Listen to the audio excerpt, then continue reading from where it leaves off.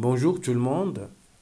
Dans ce tutoriel, je vais vous montrer comment remplacer une partie d'une chaîne de caractères par une autre chaîne de caractères. Je m'explique.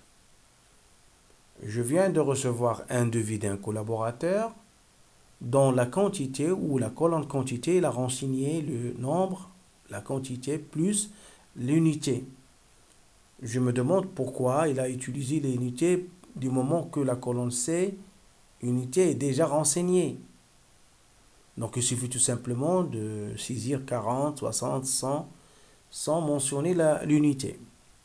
Donc pour faire disparaître le ML, le mètre linéaire, il y a une fonction Excel qui s'appelle substitut, qui va remplacer le ML par le vide, par rien.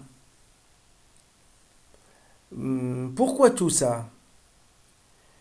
Parce que je peux faire une sommation sur cette colonne et comme vous savez aussi bien que moi, n'importe quelle opération arithmétique requiert des nombres pour les sommer et pas des lettres combinées avec des textes, c'est-à-dire chaîne de texte, chaîne de caractères. Donc voilà. Donc au lieu d'aller remplacer chaque ligne 40 mètres linéaires par 40, 60 mètres linéaires par 60, etc., il y a une fonction prête pour faire ceci à votre place. Donc regardez, je vais vers sigma pour chercher une fonction qui s'appelle substitut. Elle est déjà mentionnée dans la liste des fonctions récentes parce que je viens de l'utiliser. Sinon, vous pouvez la rechercher dans cette zone. Sinon, vous pouvez aller dans la catégorie texte et c'est là où vous allez la trouver. Regardez la syntaxe de substituer. Il remplace des caractères dans un texte. Il suffit tout simplement de lui donner le texte, l'ancien texte, le nouveau texte, un numéro de position que vous voulez agir, sur lequel vous voulez agir. Donc, je vais faire OK. Très bien. Le texte sur lequel je vais travailler, c'est là. C'est la colonne D, la ligne 4. Donc, c'est D4. L'ancien texte, c'est ML. Donc, je fais guillemets ML guillemets. Mais attention, avec majuscule, parce que là, il faut respecter la case.